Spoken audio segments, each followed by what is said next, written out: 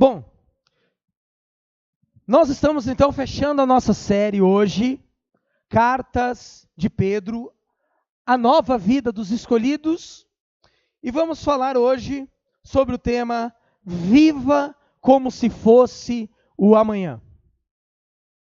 Você já deve ter ouvido essa frase de uma outra forma, porque eu parafraseei alguém que tem mais crédito do que eu, Mahatma Gandhi.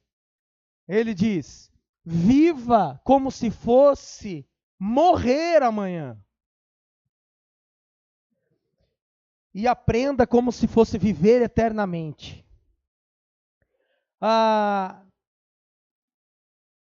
E ao fechar os estudos em Pedro, entendi que essa brincadeira aqui ia ficar legal aqui com a nossa mensagem. Porque parece que é esse o recado que Pedro passa ao findar da sua segunda carta. A primeira carta, muito maior do que a segunda, Pedro esmiuçou a vida cristã e parece que de tantos detalhes da vida cristã colocada sobre os ombros da comunidade, aquilo ficou um pouco pesado. Parece que a comunidade ficou ansiosa para como nós vamos fazer isso, né? Dá a entender que eles passaram a buscar isso de algumas outras pessoas, vamos dizer assim, mais entendidas.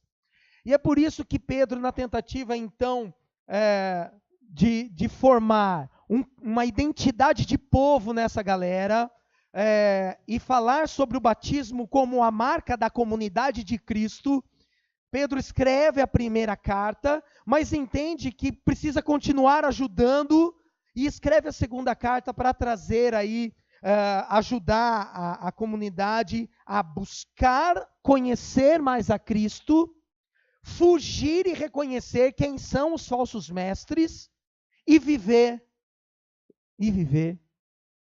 diante da tensão do dia do Senhor. Diante da possibilidade do dia do Senhor ser amanhã. E me faz, ao chegar aqui no último capítulo, me faz trazer essa questão para vocês, que eu até gostaria de ouvir isso de vocês. Qual é a sua motivação de vida? Qual é a sua motivação de vida? O que você espera de toda a caminhada que você tem tido? O que você espera disso que você tem plantado? Que você tem feito dia após dia?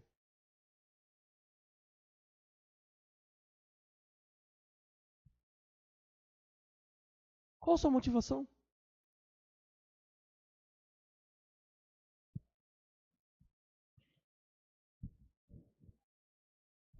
O que é que você tem?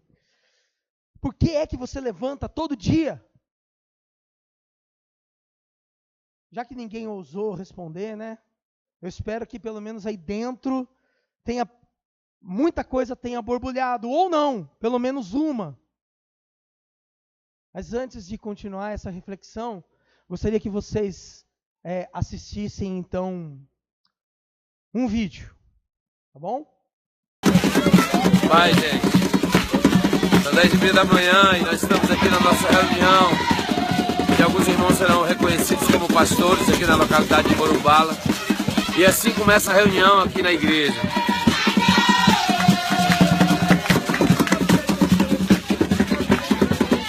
Eles estavam cantando agora há pouco que a glória de Deus estava nesse lugar.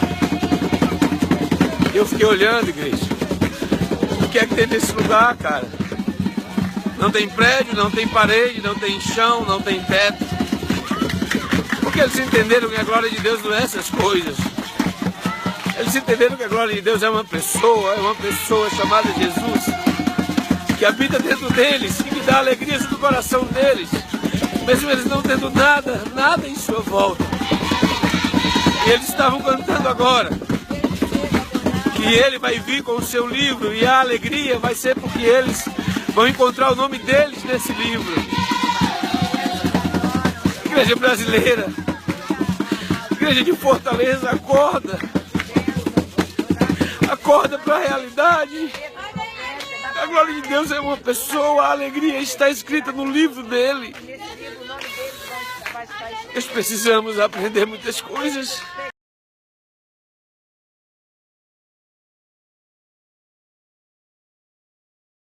Qual a sua motivação? E se você é como eu, um cristão que professa Cristo Jesus como Senhor e Salvador da sua vida, eu não sei qual foi a resposta que você teve aí dentro da sua mente, do seu coração, mas se foi qualquer coisa que não tenha sido o nome e a presença de Cristo Jesus, talvez a recomendação maior seja que nós repensemos a nossa caminhada e seja perguntar o que estamos fazendo aqui neste lugar. Porque para aqueles que entenderam a passagem e o chamado da cruz, o convite gracioso da cruz, não há motivação maior senão o desejo da presença e de sermos até mesmo confundidos com Jesus Cristo, o Senhor.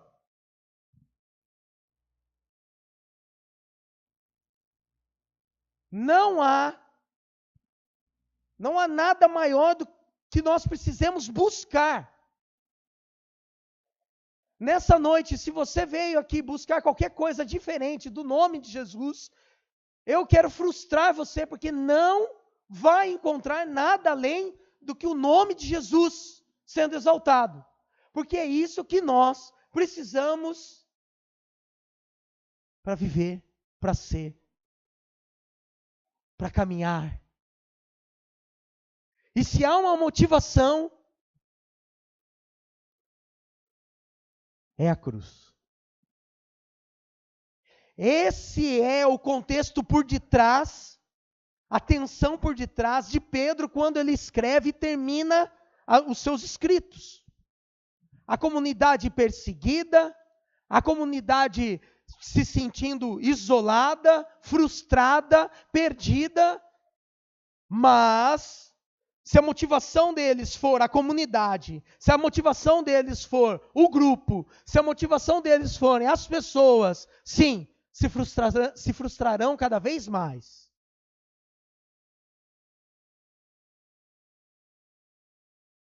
Mas se for Jesus, se for a cruz, se for a transformação, esse é o propósito de toda a Escritura.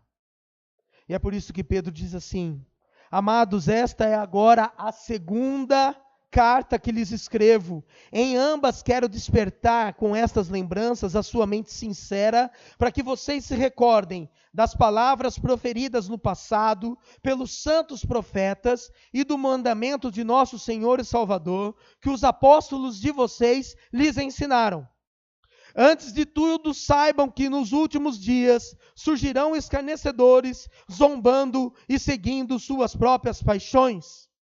Quando Pedro chama esses caras de amados, mostra a proximidade que tem com eles e a preocupação que tem com o que eles são, não com o que eles têm. A preocupação que tem em direcionar o coração desses para o alvo correto. Quando Pedro fala que está trazendo isso como recordação, é para que eles se recordem da palavra dos profetas. Ele está falando das Escrituras, do Antigo Testamento. E daquilo que tiveram como mandamento de Jesus Cristo, amar a Deus acima de todas as coisas, amar ao próximo como a ti mesmo, amem-se uns aos outros como eu vos amei, e se vocês ensinarem, seguindo, indo e fazendo discípulos e ensinando isso, eu estarei com vocês até a consumação dos séculos. É sobre isso que Pedro está falando aqui. E quando ele traz essa ideia nos últimos dias, né? Ele está pensando na tensão, na esperança da volta de Jesus? Sim.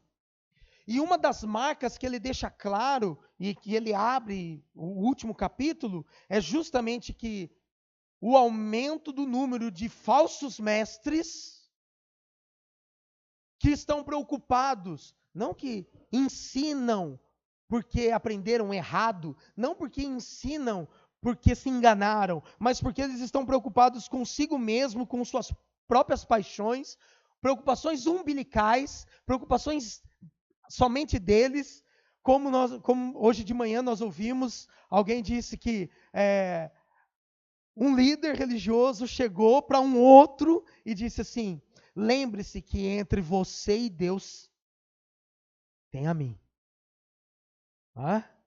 Você não pode passar daqui. Suas orações vêm até mim, bate e devolve. É esse tipo de mestre que Pedro está alertando. Olha, cuidado com isso. Ele continua: qual é a marca desses falsos mestres? Eles dirão: o que houve com a promessa da sua vinda?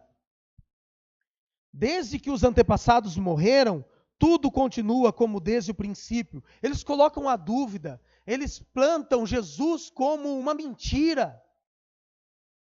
Eles plantam Jesus como apenas um personagem da história e não o protagonista desta. E quando ele diz que os antepassados morreram, ele está falando sobre a primeira geração de cristãos que acreditavam piamente que Jesus voltaria ali, naqueles dias. A igreja foi construída nessa base. Jesus está voltando. A ressurreição é uma verdade. E por conta disso, então, passaram-se alguns anos, eles estão dizendo: nada mudou. Mas eles deliberadamente se esquecem de que há muito tempo, pela palavra de Deus, existem céus e terra. Esta formada da água e pela água. E pela água, o mundo daquele tempo foi submerso e destruído. Pela mesma água, os céus e a terra que agora existem estão reservados para o fogo, guardados para o dia do juízo e para a destruição dos ímpios. Deliberadamente se esquecem. Esses caras, esses falsos mestres, Pedro mostra uma outra característica neles. Eles se esquecem de Deus, porque na verdade eles perderam o temor de quem é o Deus que eles estão brincando. É o Deus Criador, o Deus que pela força da sua palavra, o caos foi organizado. Do nada, tudo se criou. O Deus pelo qual disse: haja, houve, separou céus e terra, água, e colocou a excelência da criação, o homem, para cuidar de tudo isso. E o homem desejou a independência de Deus, quis conhecer o bem e o mal, desobedeceu, e ao desejar ser independente, comer do fruto, trouxe o pecado, o qual trouxe a morte como salário, morte da separação, porque quando Deus colocou o homem, quando fez o homem, ele tinha um relacionamento tete a tete, todo dia, face a face, mas depois de Cristo, do pecado, separou, perdeu esse relacionamento, e ainda por cima, o salário foi a perda da vitalidade de suas células, moléculas, história, mente, senilidade, morte, sem contar doenças. Acontece que o homem, então, fora do Éden, passou a cultivar cada vez mais aí a maldade no coração. E um dia, como Pedro já citou no capítulo anterior e na outra carta, Deus chama um cara justo e bom, Noé, e dá a Noé incumbe Noé de uma missão: construa um barco, porque eu vou acabar com a terra por conta da maldade do coração do homem, porque o homem é mau. 120 anos levou. Foram 120 anos para a arca ficar pronta. Nesses 120 anos, eu aprendi isso na escola dominical, né? E essas ilustrações. As crianças, quando criança eu Eu lembro dessas histórias assim, vivas ainda para mim. Noé começa a construir um barco, ele é um homem velho já, as pessoas zombam dele, vai chover, que chover? Você está louco, chover tanto dessa forma? Por conta da maldade, se arrependam. Mas os homens passaram 120 anos ouvindo essa história de Noé, rindo da grande construção que ele fazia, e eis que um dia fechou a porta e choveu. E 8 justos sobreviveram. Porque Deus os fez justos. Porque Deus os resgatou. E porque os demais perderam ou nunca tiveram o temor, a presença e a ação de Deus. E é por isso que Pedro fala que então pela água o mundo foi submerso, foi destruído, porque o dilúvio é juízo. Esses falsos mestres esqueceram que o nosso Deus é um Deus de amor, mas é um Deus de juízo, é um Deus de justiça. E ele diz então aqui que pela palavra, pela mesma palavra, céus e terra vão passar pelo fogo. Pedro está trazendo aquilo que ele aprendeu do judaísmo, aprendeu do helenismo, dizendo que a terra vai acabar em fogo.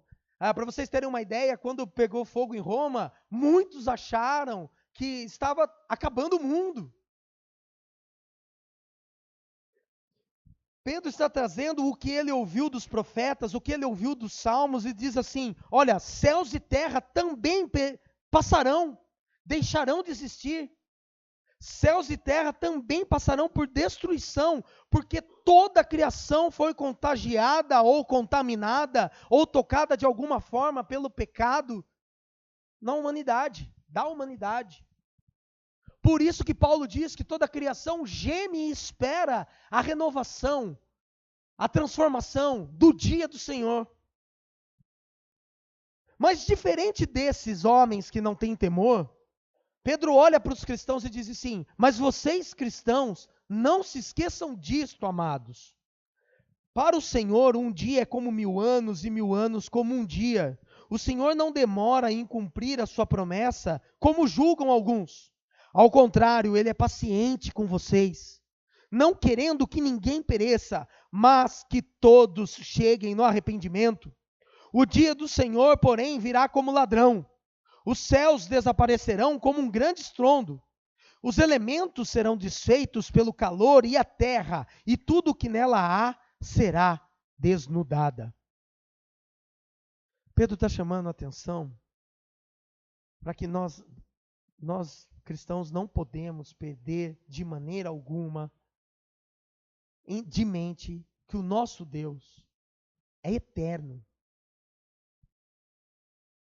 Marco, e aí, o que tem a ver isso? Acontece que a linha da eternidade, se nós pudéssemos vê-la aqui, ela não teria começo, fim, ela é eterna. Mas eu e vocês, a gente tem até um aplicativo, né? Agenda do Google. Lá na agenda do Google a gente baixa o nosso dia, da 0 hora de hoje às 23h59. E você coloca lá, 5h30 acordar. 5h30 acordar. 6 horas, colocar o café da manhã. 6h30 chamar as crianças. 7 horas levá-los à escola. 7h30 ir para o trabalho. 8 horas bater o cartão. 12h almoço. 1h30 volta do almoço. Não é assim a nossa agenda, né? Sai do emprego 4 horas, buscar as crianças na escola. 5 horas, um puxão de orelha nas crianças. 5h30, banho nas crianças. 6 horas, discussão. O que nós vamos jantar agora? Solução, hambúrguer com salsicha, que é o mais rápido. Clássico. Resolver a situação, ainda mais que depois de uma DR, óbvio. Depois do almoço, depois da janta, ler a Bíblia com as crianças, ou assistir Netflix. ou dormir. E começa assim a nossa agenda. Todo dia nós fazemos isso. E se a gente colocar isso numa linha enorme, a gente vai ter isso desde lá, porque alguém fez a nossa agenda quando a gente nasceu, e o pior é que alguém fará quando a gente morrer também. E se a gente pegar a nossa linha de história e olhar onde ela está na eternidade, ela é um ponto na linha da eternidade. E se você der o zoom, cara, a gente está falando de eternidade. Pode dar o zoom que quiser. Você nunca vai ver uma linha de história. Você vai ver um ponto. Pedro está dizendo isso. Olha, Deus é atemporal, cara. Essa tensão de tempo é minha, é sua, não para Deus. E outra, não existe demora de Deus, existe plano de Deus, misericórdia de Deus, misericórdia divina. Existe paciência, é a oportunidade para que nós possamos mudar. Não é mais um dia de agenda no Google, é mais um dia da misericórdia de Deus na minha vida. Não porque, ufa, acordei mais um dia, opa, estou vivo. Não, mas é porque é a oportunidade de continuar a história e o plano de salvação do Senhor. Aí então, o que é gostoso desse texto é essa palavra, todos, o que leva a uma interpretação interessante mais para frente aí do texto que a gente vai ler. Porque esse todos é inclusivo. A força dessa palavra no grego quer dizer assim, todas as pessoas, toda a humanidade. O que Deus está fazendo é dando esse tempo para que ninguém pereça, para que todas as pessoas, toda a humanidade possam ter a oportunidade do arrependimento.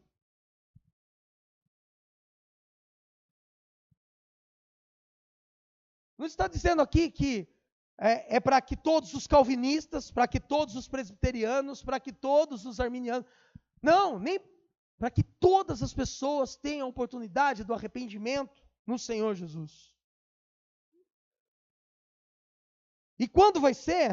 Vai ser surpreendente. O dia que acontecer vai ser que nem o ladrão. Quando você viu, já aconteceu.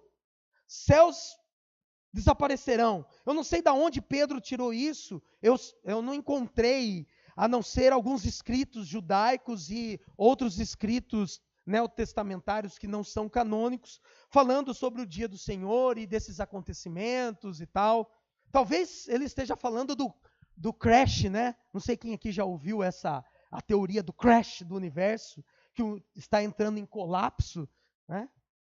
Não. E daí tudo então vai desaparecer, né? E o universo caminha para esse boom final. Não sei, estou supondo. Mas a questão aqui dos elementos, os gregos, os helenistas acreditavam que nós éramos, ou todas as coisas eram compostas por 4 elementos: terra, ar, água e fogo.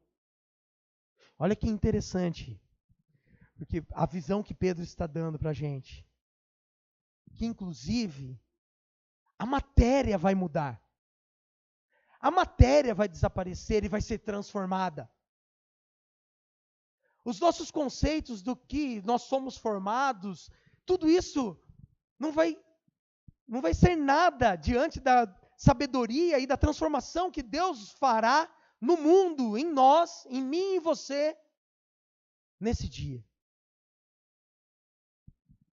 E ele continua: visto que tudo será assim desfeito, que tipo de pessoas é necessário que vocês sejam?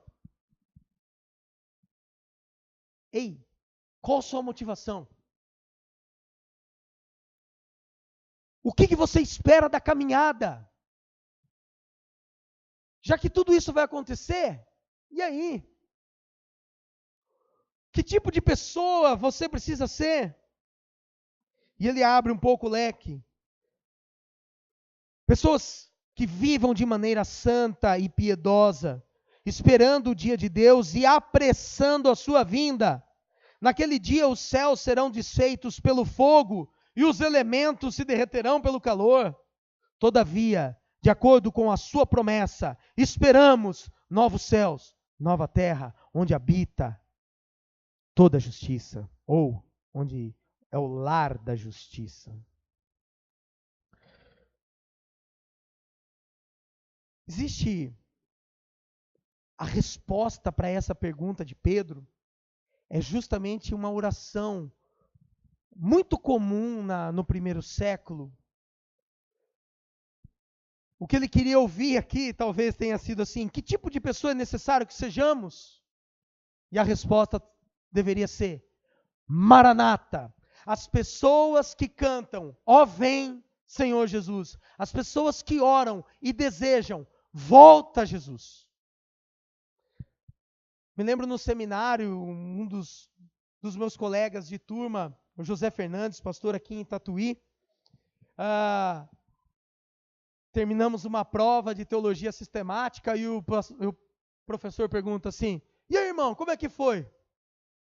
Aí ele fala assim para o professor: não foi, só estou esperando a volta de Jesus. Tipo, é só a volta para me ajudar aqui nessa história. E ele sai pelo corredor do seminário e dá um berro: volta, Jesus! Porque é a atenção, é o desejo do coração de quem entende que já não tem mais outra saída, outra esperança, outro caminho, nem coisa melhor do que senão a volta de Jesus. Existe um termo que a gente usa na teologia, o já e ainda não, falando do reino de Jesus. Jesus já veio, já implantou o reino. Ele está aqui, já. Ainda não, porque não é pleno. O ainda não se concretizará na sua volta. Daí fechará e será o reino pleno, pleno de justiça, pleno da verdade. Por isso, viver o já é viver de maneira santa e piedosa. Viver o ainda não é esperar o dia de Deus. E aqui é interessante, apressando a sua vinda. Há muitos teólogos que dizem, baseados na parte do texto anterior também, que nós podemos apressar a volta de Jesus. Como? Evangelizando o mundo. O dia que todas as pessoas na terra tiverem ouvido falar de Jesus Cristo, Ele voltará. Não é bem assim o que o texto aqui diz para a gente, traz para a gente. Mas apressar a vinda de Cristo é viver o já ainda não no sentido do reino.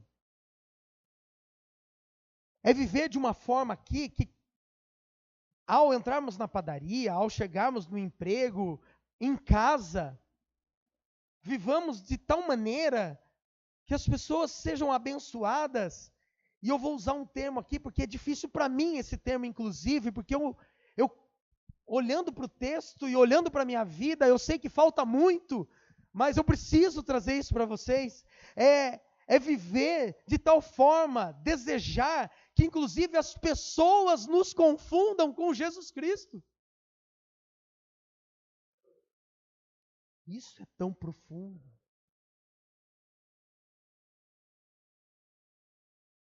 É viver de tal maneira aqui neste lugar. Isso é apressar a vinda de Cristo.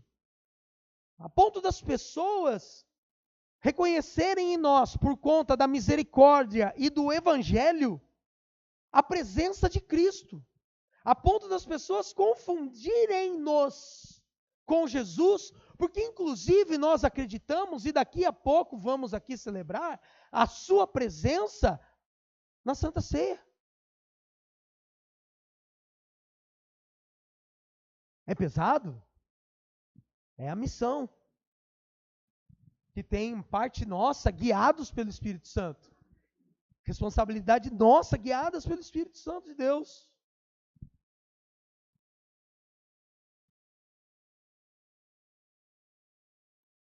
Aí Pedro reforça a ideia aí dos céus e fogo, os elementos, e termina fechando, que o que esperamos são novos céus e nova terra, onde habita a justiça, o lar da justiça. Porque injustiça é a contrariedade da verdade. Ok? Por isso nós ficamos tão... né? Qual é o sentimento que você tem quando você sente que está sendo injustiçado? Raiva. Ai, né? Alguém soltou o boato.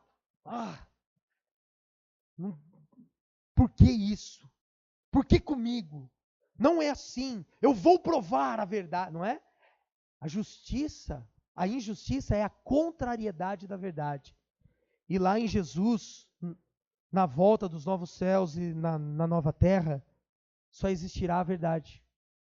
Não existirá mais a opressão e a contrariedade da presença de Cristo, a contrariedade da verdade em Cristo Jesus. Só haverá a verdade, que é, então, o lar da justiça. Mas, gente, vocês estão aí olhando para mim, alguns concordando, outros discordando, graças a Deus. E eu quero que você faça comigo uma volta no texto.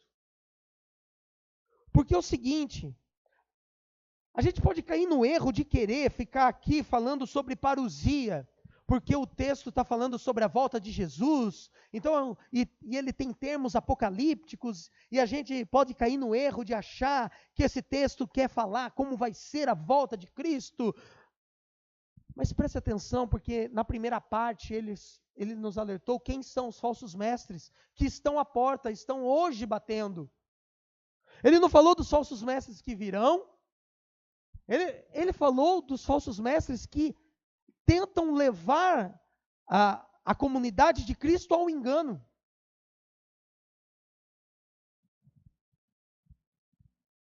E ele está falando de missão. Porque viver o já e ainda não, apressando a sua vinda, é viver o evangelismo. Viver a misericórdia e o evangelho, a ponto das pessoas verem Jesus e nos confundirem com Jesus, é evangelismo, é missão. Ele está falando do hoje. Pedro não está preocupado com o dia do Senhor, porque nem ele conhece bem como é. Ele está dizendo que eu e você precisamos estar preparados para esse dia. Ele está preocupado com hoje. O dia do Senhor não precisa transformar o amanhã, porque isso vai acontecer. O dia do Senhor precisa transformar a mim e a você hoje. Porque nós estamos falando da presença de Jesus hoje.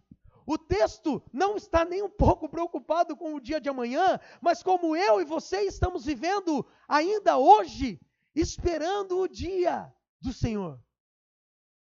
E se isso não faz nenhum peso na tua balança, é sobre isso que o texto está falando. E se você acorda e fala, obrigado por mais um dia, não, é obrigado, porque hoje eu tenho mais um dia, onde alguém pode conhecer Jesus através da minha vida. Essa é a motivação, esse é o caminho, isso é misericórdia, isso é evangelho, isso é apressar a vinda de Cristo Jesus aqui.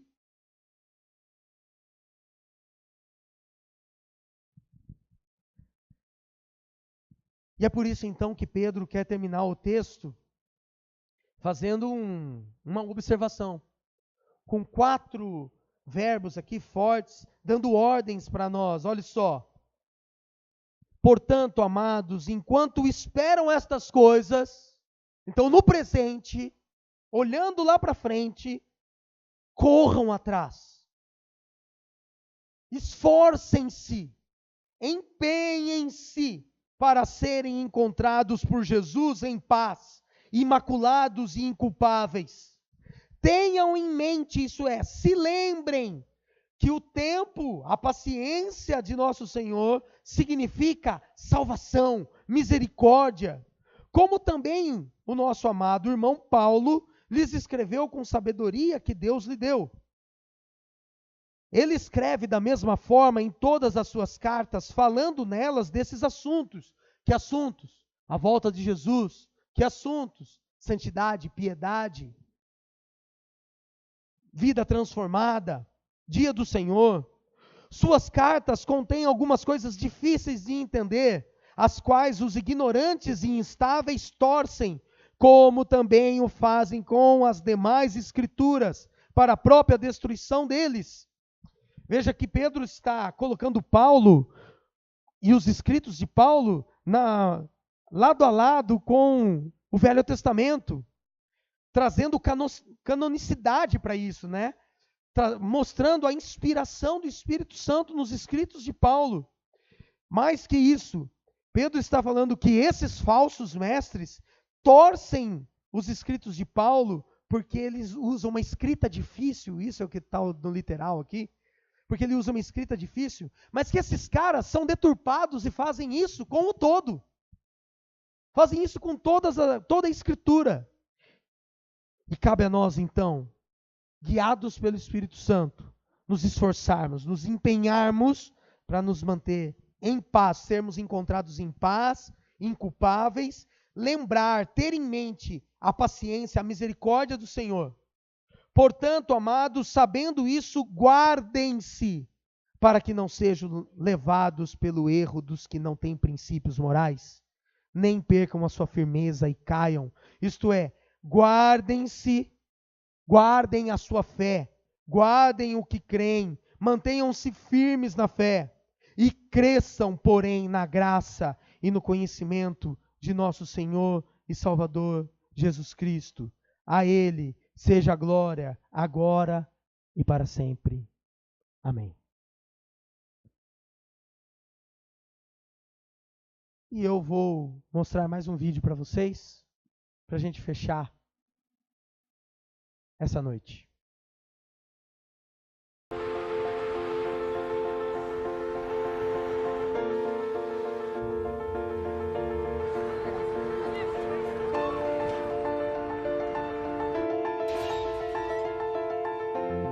Change your mind to see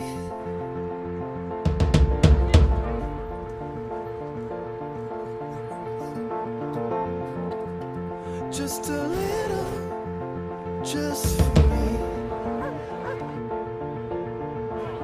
just for me.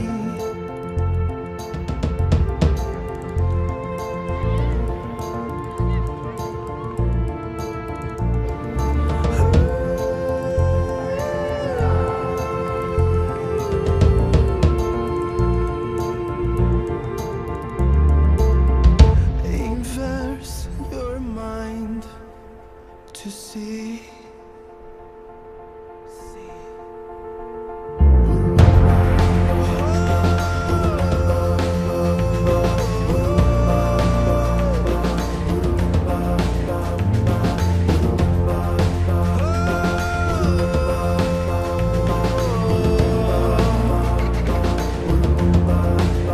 Follow me, I'll make you see. Follow me.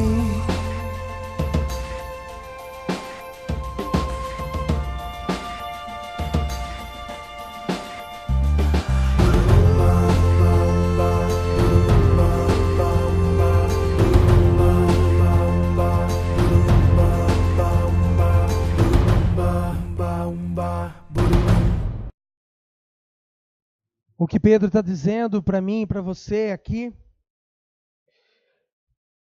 é que nós precisamos ser o reflexo do céu nesse lugar. O que Pedro está dizendo para mim e para você aqui é que Deus, na sua infinita sabedoria, olhou para mim, olhou para você e disse assim: eu quero que você seja o reflexo do céu nesse lugar. Ele não disse, eu quero que você seja mais magro ou mais gordo, mais bonito, mais aceitável. Ele disse, viva como se fosse amanhã, para que as pessoas vejam o céu através de você aqui nesse lugar. Vivam como se fosse amanhã, para que as pessoas vejam o céu através do ajuntamento aqui.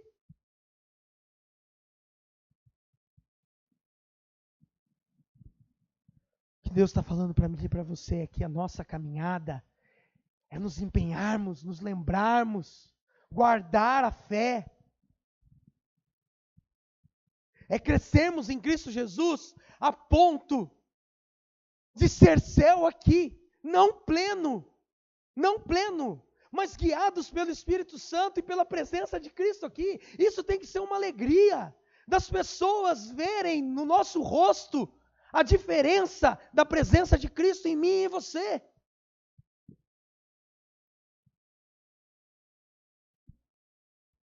Nas nossas atitudes, no nosso se aproximar do outro. Precisa ser céu aqui, cara. Esse lugar precisa cheirar céu, cheirar Bíblia, cheirar Jesus.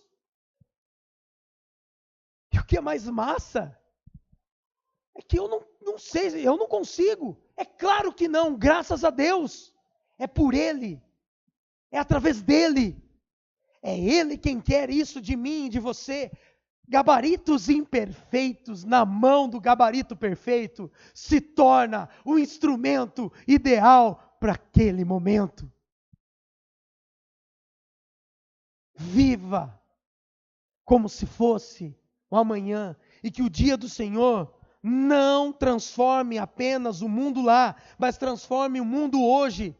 Transforme a mim e a você aqui, agora. Transforme o presente. E que isso seja céu aqui. Cheio de esperança. Cheio da vida eterna. Cheio da missão. Baseado na misericórdia e no evangelho. No amar e não no julgar. No ir na direção. No estender das mãos, não importa quem. Mais que isso, nós precisamos entender que esses comandos é para mim, é para você, para que a missão aconteça, guiados pelo Espírito Santo, pedindo que o Espírito continue nos auxiliando a buscar, a nos esforçarmos, a nos empenharmos, a nos lembrarmos, a guardarmos a fé e a crescermos em Cristo Jesus. Para que realmente sejamos confundidos confundidos pelo Cristo aqui.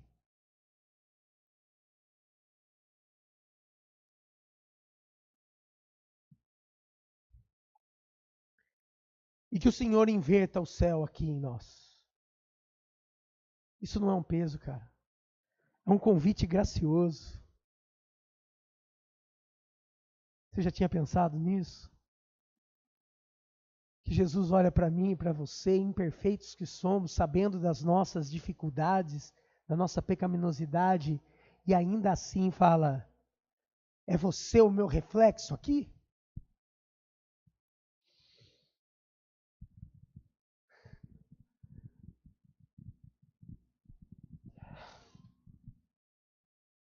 Quero orar.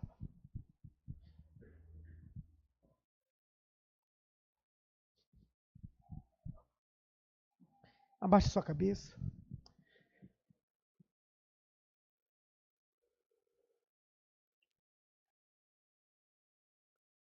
Passa um tempo com Deus, se preparando também para a ceia nesse instante. Agradecendo. Com alegria. Porque Cristo te chamou para ser reflexo dele aqui. Deus, muito obrigado, Pai. Obrigado por essa noite, por essa comunidade. Quero pedir ao Senhor que continue a nos usar e acreditar em nós e a capacitar-nos.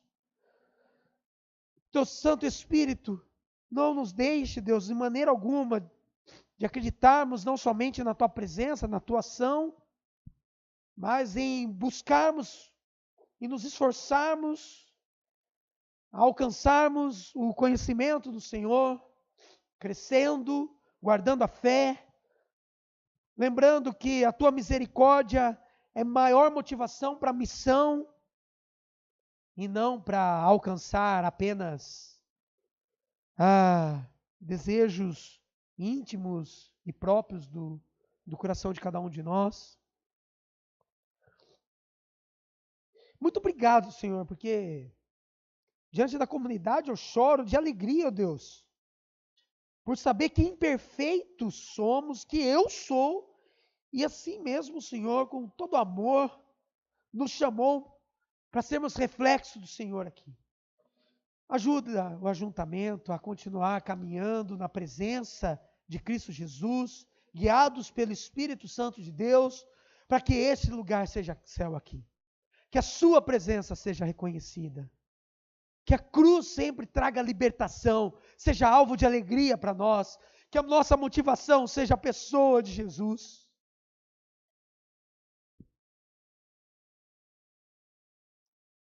Muito obrigado, Senhor, por essa noite. Ouve o nosso clamor, as nossas orações, perdoa os nossos pecados e abençoa este momento da ceia que consagramos ao Senhor e celebramos a tua presença aqui. Em nome de Jesus. Amém, Senhor.